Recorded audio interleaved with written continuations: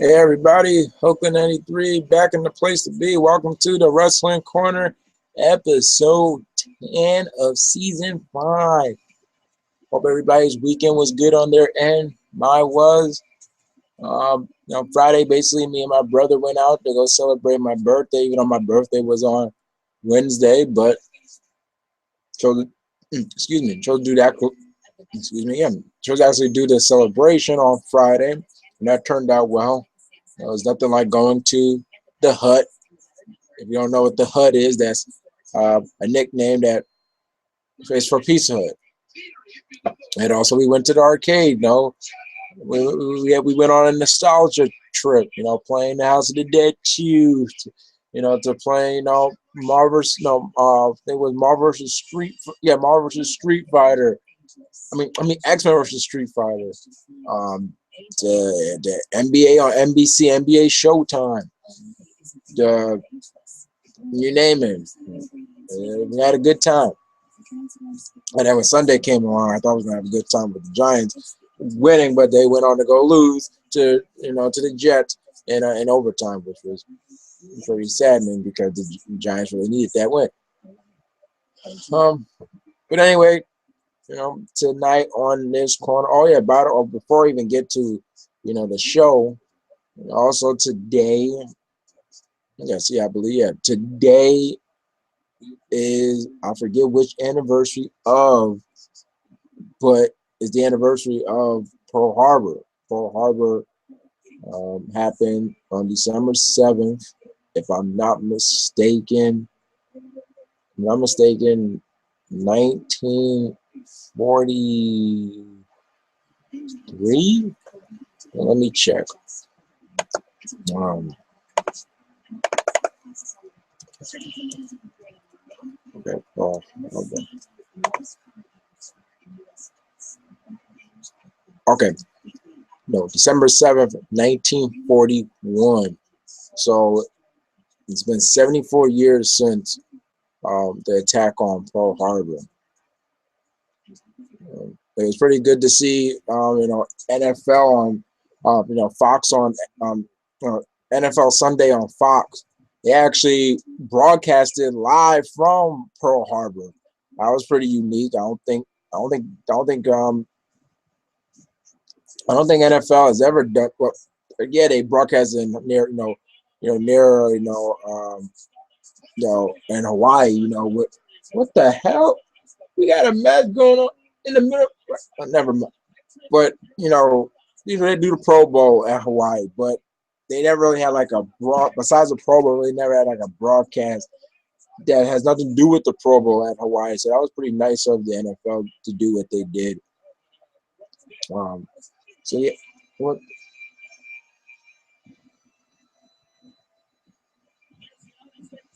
I don't I don't get this. Why doesn't Zeb come out when Alberto is with the League of Nations? Yes, for those of you that if you have missed out on the WWE current product, yes, the newest staple in the WWE is the League of Nations. So yeah, but anytime Alberto Del Rio is with the League of Nations, the Zeb is not out.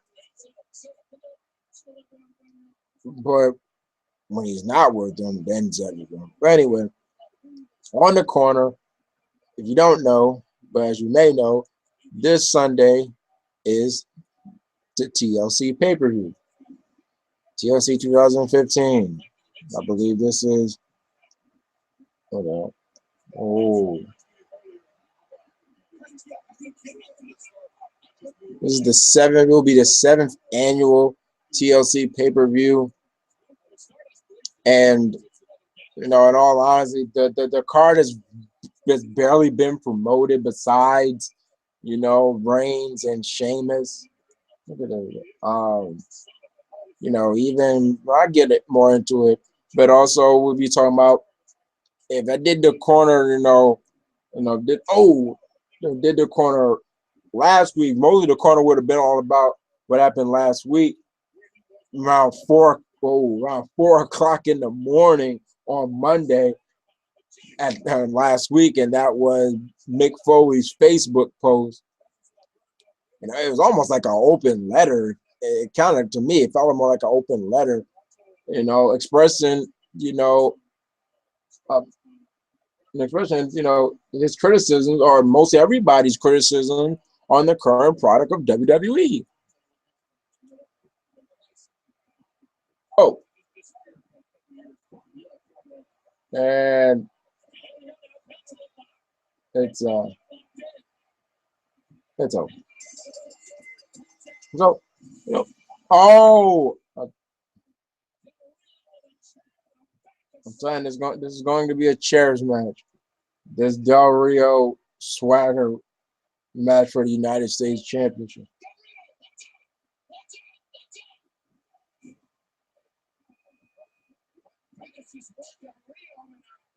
Oh,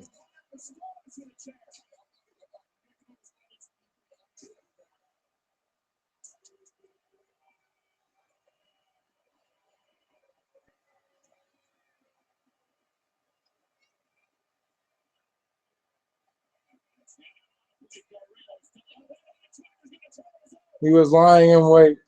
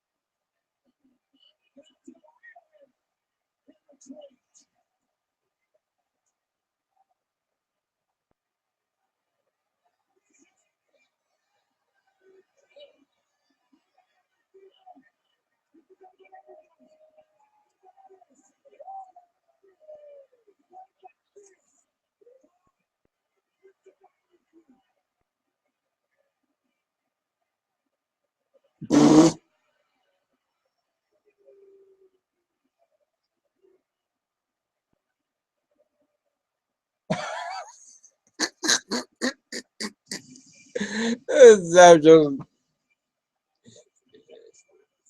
he pulled off a Benson from the regular show this episode. You know, and after Rigby and Mordecai is basically expressing their frustration to Benson. The only thing Benson does after they do that, he just looks at them and then just rides off in his golf cart. Oh boy, one of these Eric, Adam Rose Bush things.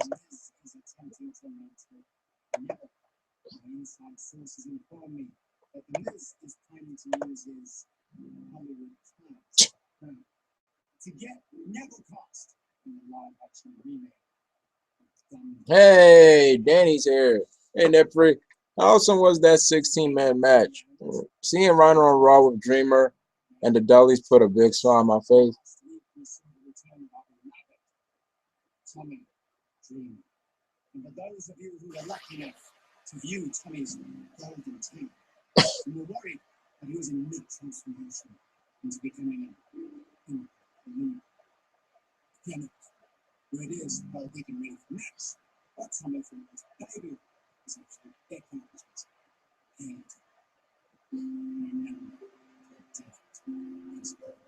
Uh, you know, uh, the 16-man match was pretty awesome, but you know, once again, and I don't think I really touched on this on the corner, but Raw, or it's not even Raw, but Raw has been doing it as of late.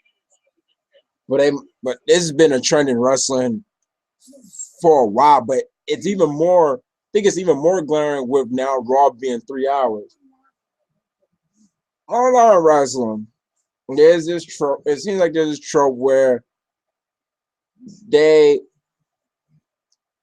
they basically these wrestling shows they go into these weekly shows, you know, with the wrestling shows without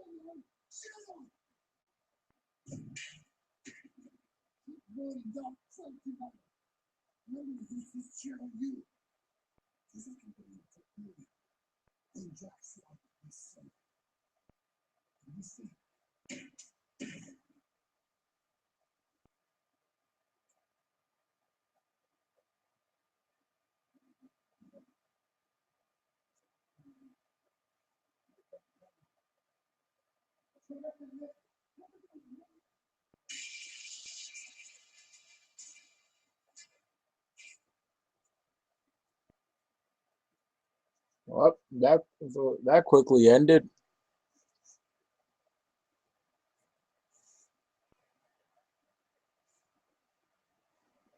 But as I was saying, when I'm wrestling, it seems like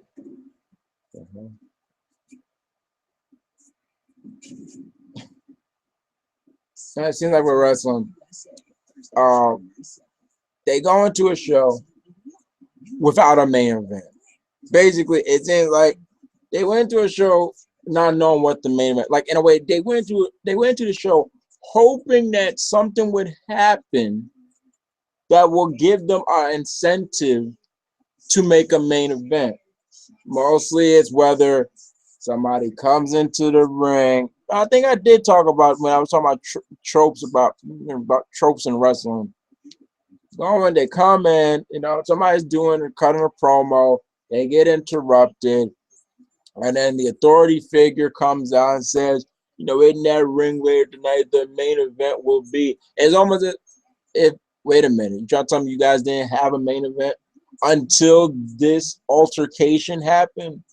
But in this case, lately, what Raw's been doing, it's almost like they make this impromptu match with all the main eventers, and then it's like, okay, wait a minute. So what's the main event? What's the main event? Like, well, what are you doing? Like, what's the main event then? If this is supposed to be the main event, and I guess that you can kind of say it's a little bit, you know, plays to what Mick Foley is talking about.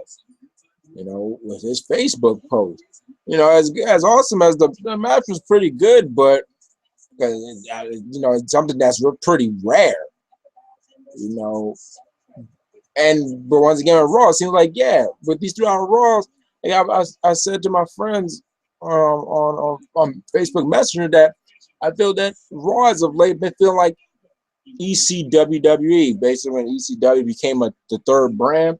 I was the first match will be very great. It'll kick off very good, and then it'll be like this slow progress, just like this regression. And I think I feel lately that's been Rocket. Raw shows are pretty good, and then it doesn't keep the momentum. And that, in my opinion, that could be because you're starting so hot for a 3 hour show that's not a pay-per-view, and you're filling it, and you're filling the gap with stuff that's probably not advancing anything or feels too much like filler.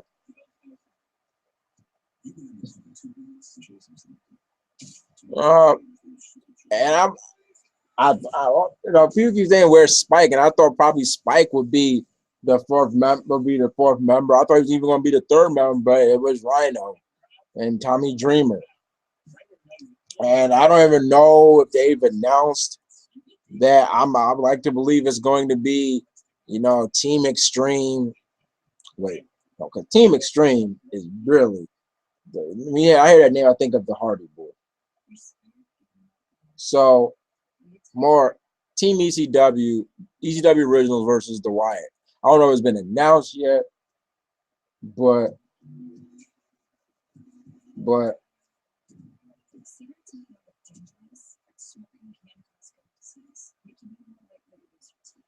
I guess that's what they're building to, and it was almost like it was pretty funny that they was building up. Oh yeah, right. building up. The Dudleys going to put all the Wyatt family members through the table, and the first person they put through is Bray Wyatt. It's almost like it was freaking hilarious, but Bray fell literally ass first through a table. But it's like, what do you build up to? You know, what do you build up to them getting a leader?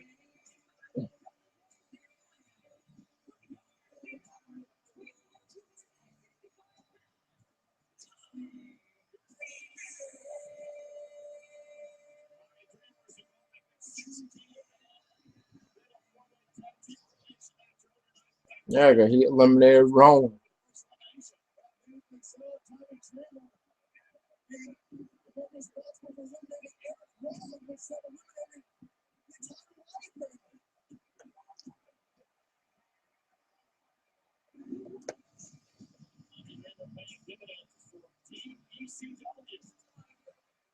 Um, get on to TLC 2015's card. Let me go to it because now I don't know if they listed some matches that, like I said, this the card has barely been promoted. Um,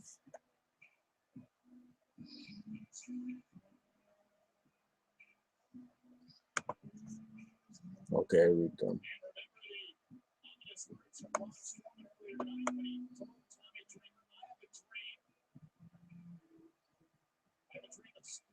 Okay.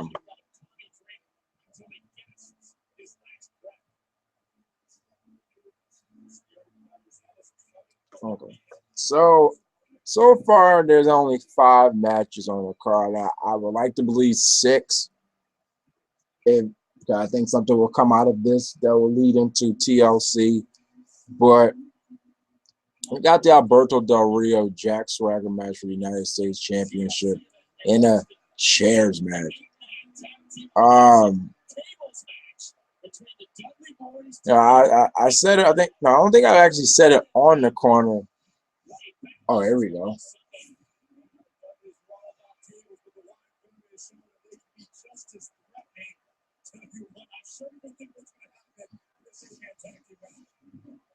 But ever since Del Rio, ever since Del Rio beat John Cena for the United States Championship, the attention and the importance of the United States Championship has skewered down big time.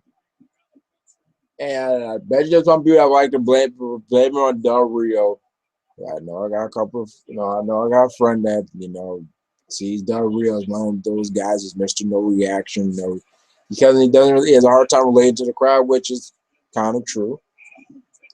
But so it also falls onto WWE that, you know, they're not making the United States Championship feel that important, even though it's around Del Rio's waist. He's supposed to make this big return by on his first night back. He beats John Cena and cleanly. So, you know, so right. It's like the belt's just been around his waist. And that's never a good feeling. I don't. It doesn't. For me, it doesn't matter who's champion. If you get the feeling that the belt is just around the person's waist, that's really not a good. I don't think that's a good reign.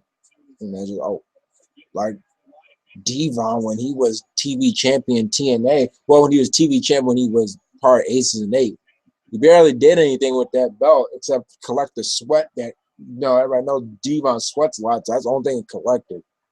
But and you know, then moving on to the actual feud between Del Rio and Jack Swagger, you know, a feud that's basically being rekindled, but now the roles are switched. Now it's Jack Swagger the face and Del Rio is the heel. and it's pretty. It only became really natural once it was shown that Zeb brought Del Rio back. Only see natural. Okay, they're gonna probably have Swagger, go up against Del Rio.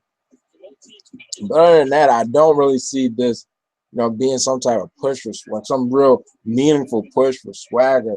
Not even to the degree that he got last summer with Rusev. There's just things,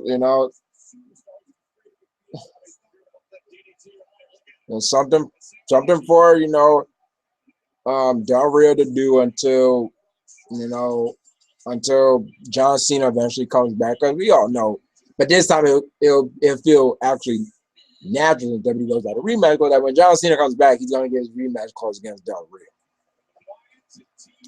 But my predictions are, with that being said, that kind of gives the cat's eye of the bag. My prediction for the winner is Del Rio, and it's a chairs match, so the only thing that's going to be legal is chairs.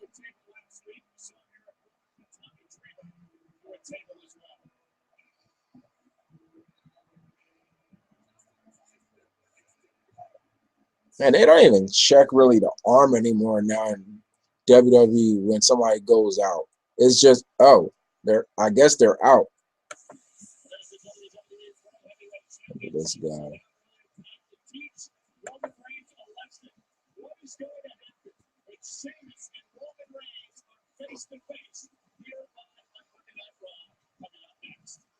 Then we got for the Divas Championship, Charlotte versus Paige.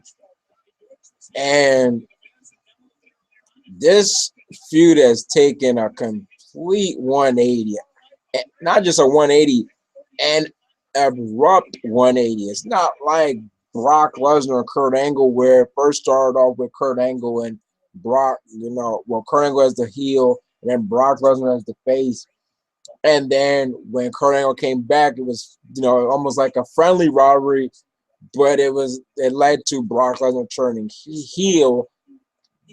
It's almost like, I don't know what's the alignment. I don't know if it's now Charlotte is a heel in transition, and Paige, now that Charlotte is basically a heel in transition, Paige has basically become neutral, or I don't know if it's heel versus heel in transition versus full on heel. Even this segment with this Miz TV segment, okay, I got Charlotte coming across more as a heel again, but okay, well, even with the Paige, when it was Charlotte, they took her down and Paige scrambled out of the ring. That's something that's something that we saw in the contract signing before Survivor Series. So it didn't really come like, okay, that for me, it didn't feel like, okay, Paige is, I guess we're probably rooting for Paige now. I mean, it just could play. I think it's just turned a complete abrupt 180. And like my friend Nate said, it probably could be because probably WWE feels that Charlotte hasn't gotten over probably as they thought she would as a face. So probably they are, having a change of plans. I don't know, having a change of plans and having her slowly transition into a heel. And it's nothing that she's never been, because she was a heel over in NXT. But I feel it's just taking a rough 180, and I don't know where Becky will fit in at TLC. Will she make an appearance? And I'm surprised that this match is for right now. It's still going to be contested under regular rules, because we already had controversy at Survivor Series with Charlotte with her arm on the rope, but that was like, okay. Then we have, then we have the rematch when Paige basically seems like intentionally got themselves double counted out and chose to, you know, chose to inflict more punishment. You know, Michael Cole making a big deal out of the PTO, the page tap out being on the table as if it does extra damage. But I think I'm surprised with all that this match is still going to be contested under regular rules. I thought it would at least be contested under, you know, I don't know, at least a no disqualification or no count out. But as for predictions, um, I go with Charlotte. You know, if you know her in this progression to a heel, you know, with her basically turning heel, you know, I really don't see, you know, her losing right away, losing the belt right away, because it's almost like now there's almost like a new slate for her reign. You know, I always feel if somebody's if somebody's a face when they champion, and then when they turn heel, it almost feels like a new chapter, new slate of their reign. Okay, it's like it was only, it's almost like okay, we had the face part of their reign, almost like with Punk. You know, once Punk became heel during this year-long reign, it felt like a whole new. It almost felt like a whole new chapter, almost like fresh. Okay, it feels like a new reign now because he's heel. And that's how I feel with Charlotte. If she's clearly or WWE is just, you know, making things wonky just for the sake of making things wonky. But I see Charlotte winning. Only thing I hope for if Charlotte is to turn back heel, because I said that she turns heel, then that makes a lot of people, that makes a lot of heels on the roster. Only I hope is that doesn't lead to a default face turn by Nikki. Now when Nikki comes back, I really believe she's gonna come back when John comes back. Because she may has this injury, but I really feel she's only taking a break to spend time with John.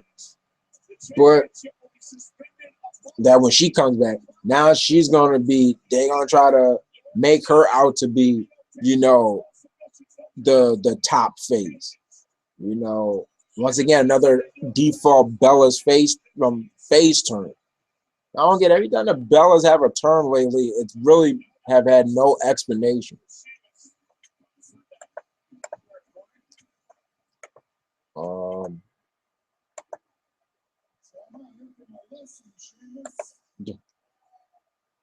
Next up, we have Kevin Owens versus Dean Ambrose for the Intercontinental Championship. I feel that this match, or going back to the Survivor Series match, I felt that was one of the best matches on the not so good card. Or not so good event. The first two matches I feel were the best matches of the event. And I still don't even feel that was the best Ambrose and Owens could offer. I think I know, I'm not going to speak for everybody, but I think most of us feel, at least most of us, feel that Ambrose and Owens have a lot left in store for us. And I'm surprised that this match is not, because it's not some, no disqualification match, something, because we all know, for those that know, that have seen, Owens back in Ring of Honor, and knows and know Ambrose, that we know that these two, would fit so well in a no disqualification type match.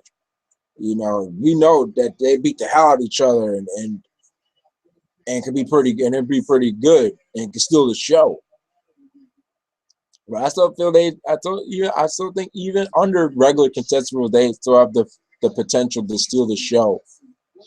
And speaking of steal the show, this match could actually steal the show, and that's for the tag team championship the triple threat tag team ladder match featuring the New Day, the Usos, and the Lucha Dragons. I'm happy for this match for many reasons. First off, it's good to see Lucha Dragons, in a title match. Well, they're in a title match at SummerSlam, so. But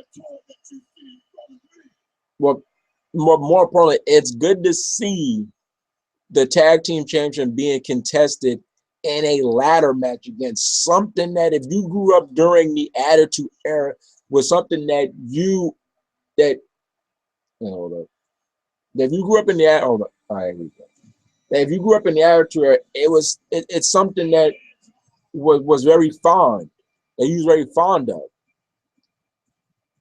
The tag team championship being contested under a ladder or a TLC match. Whether on the Dudleys, Edge and Christian, and the Hardy Boys. It was not uncommon to see that at a WrestleMania or a SummerSlam or so. The tag team be contested under a type of match like that.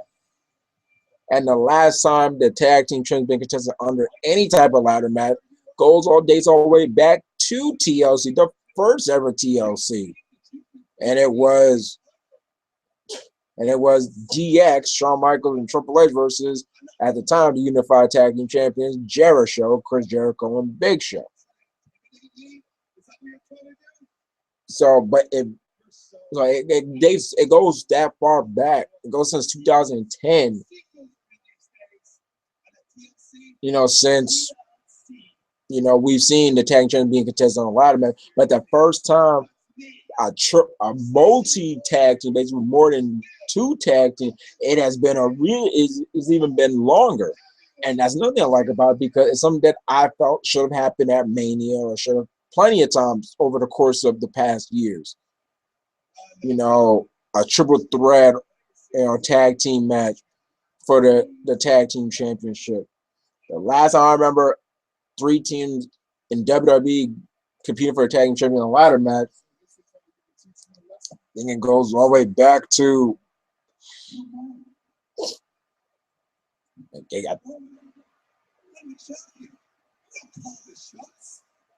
it goes all the way back to, I believe, Armageddon. Armageddon 2006, and it was impromptu when it was supposed to be Brian Kendrick and Paul London going up against William Regal and Dave Taylor. But then, Teddy Long, he was just in the, holiday spirits. He said he's a gift that just keeps on giving.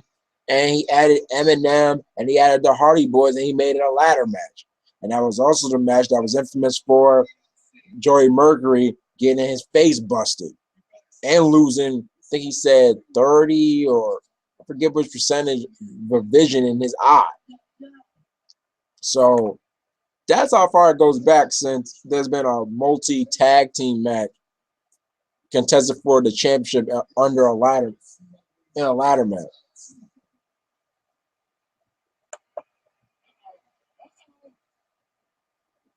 Why don't you just run up the tape?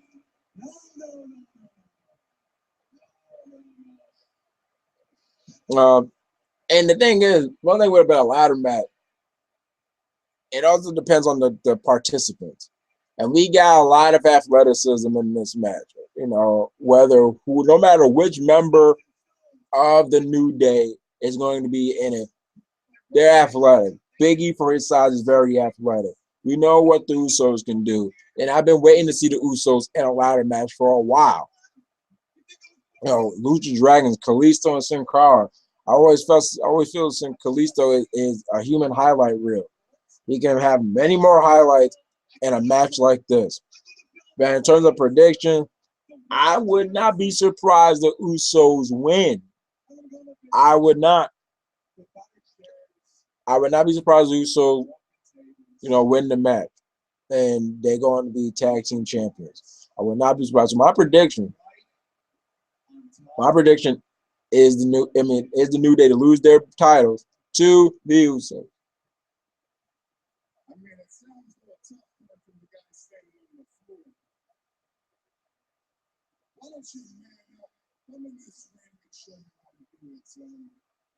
Try to do it, Oh man, it's pretty dragging.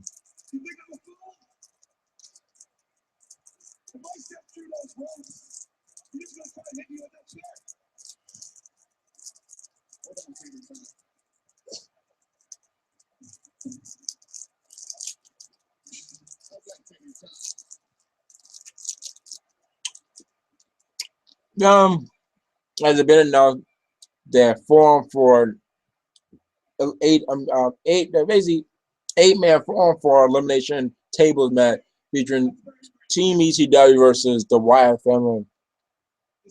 I still feel I don't know what's the end game WWE has for the Wyatt family. I don't know what they're doing with them, but boy, do they need this win. They really do. But the way that the Wyatt's been going, I would not be surprised they lose. So I predict Team ECW to win.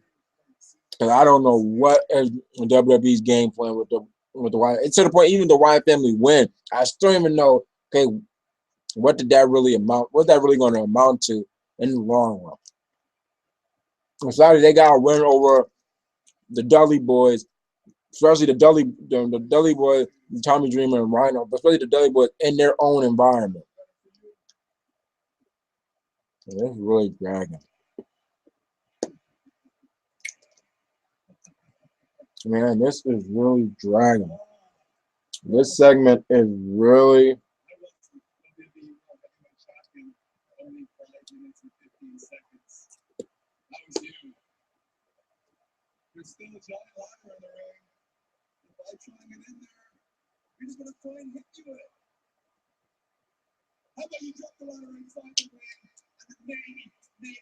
Oh my gosh. And then we go into this match. Sheamus versus Roman Reigns, and honestly, I really have no idea. See, just one reason why I'm really not a big fan of these gimmick based match on pay-per-view. It's like the first match, the first real match of Reigns and Sheamus' feud is a TLC match. I don't see how that really makes sense, but because it's TLC, they have to have a TLC match. That's why. And I doubt it's going to be the most highlighted TLC match. But the funny thing is, the irony is that Sheamus is involved in one of my favorite matches in the whole TLC chronology, and that's his match with John Morrison at TLC 2010 for number one contenders for the WWE champion. I really enjoyed that match, but I feel I said it before. I think I said it after Survivor Series. I don't see Sheamus holding the belt very long. So I really don't. I don't see Sheamus holding the belt long. If he gets past TLC, I don't think he's getting past the Rumble. I don't see him making all the way to Survivor. I mean, making all the way to WrestleMania. So I predict Reigns to win. I predict it to be some interference, with the League of Nations and the Usos and Ambrose, depending on how, you know, depending on depending on how fresh they are, how hurt they are, from their matches. But I see Reigns actually winning.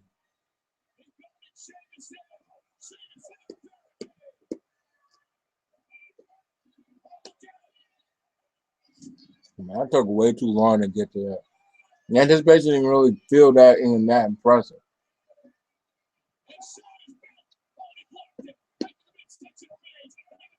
Oh my god! And man, there's a lot riding on TLC. Why? After that bad event that Survivor Series 2015 was, they have to deliver with TLC.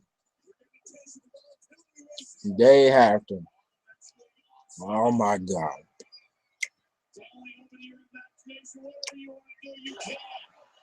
So that takes care of TLC 2015. As always, I hope with any pay-per-view is good. But once again, I think WWE really has to deliver. They really had to deliver after the disaster Survivor 2015 was. Now going on to one of the biggest things to come out of last week, which was Mick Foley's Facebook post, which I feel was almost like an open letter. And he has done that before. Remember, he did like around Royal Rumble, I think 2000. I think it was Royal Rumble in 2014. Yeah, when Brian was not in the Rumble. He talked about how he wouldn't make that post if he did not care, and how one thing that made guys like him, Austin, The Rock, be successful because they were given freedom. Oh, they were given freedom. And you feel that WWE's not doing that, but you know.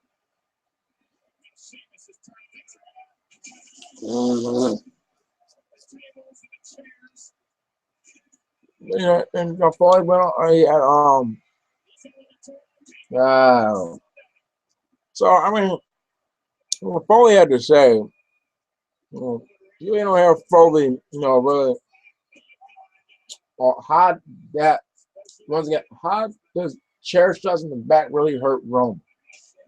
Oh, hold on, guys.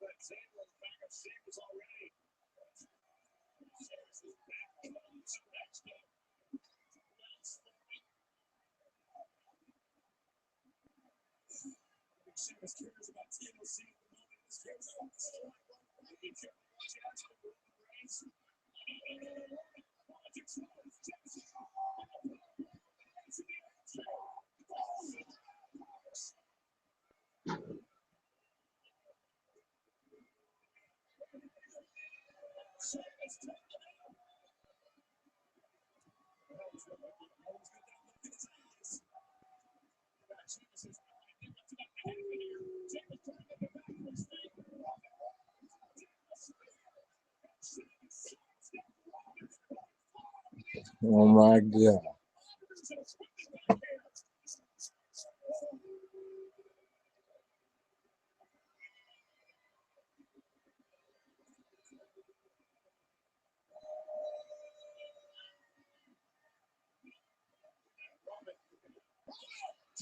Oh,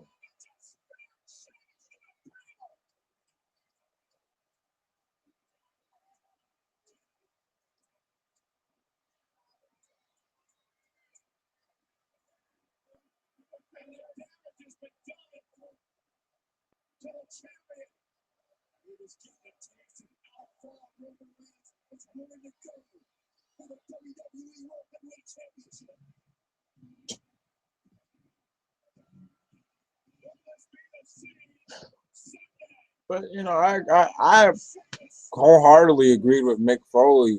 But Mick Foley doesn't do this often.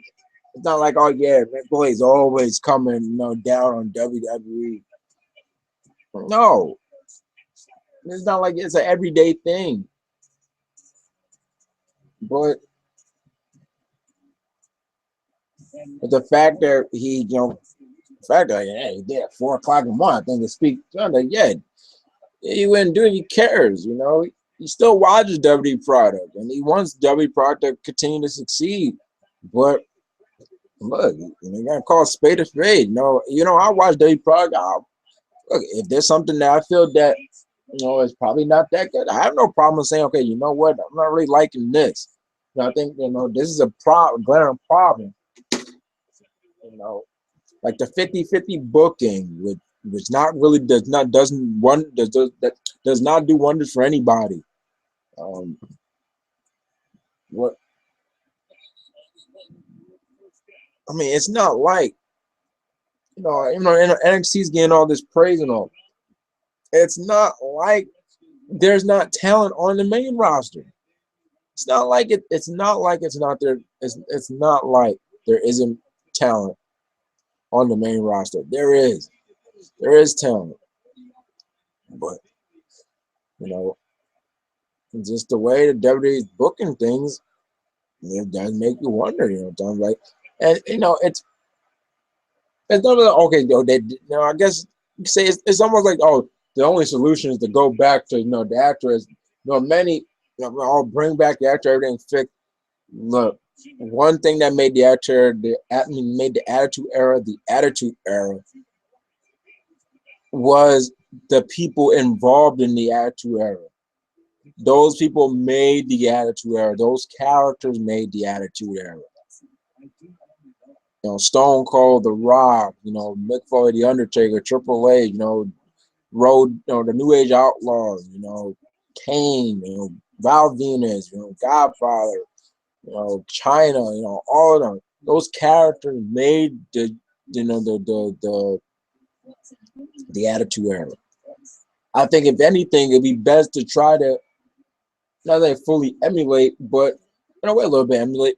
Was how I always thought the Ruthless Aggression era was a pretty good blend of storytelling but in-ring action. While the actor is mostly known for its storytelling, while the in-ring action most times are quick 3 to 5 minute match. And if there's a why, it's mostly an all-out brawl. So you just can't. I just don't think. Oh yeah, you make it the actor again, everything will be fine. No, I don't think that because now how do you know if everybody on that roster could actually um, um, bring the same sort of attitude that the Attitude Era held. And I agree with you. I don't think just because you add cursing or you add cursing, basically you change the rating to T14, that necessarily makes a great wrestling show. Because if that was the case, and I'm sorry if to shoot them down, but if that was the case, then once WWE went TVPG and TNA, they stay T14, then TNA Impact would every single week would probably would have been the better show to most people, but it wasn't. And for what reason? And mostly because of the weird booking that went on, especially in TNA 2010. So I really think it has nothing to do fully with because the TV rating. But I just think it's not really used a lot of time. And if anything, I've always felt the Vince McMahon podcast.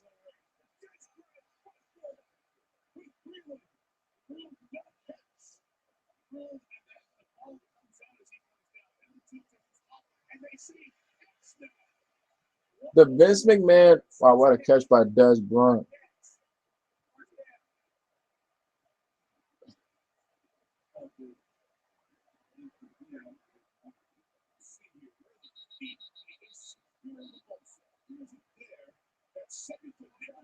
Right, because it crossed.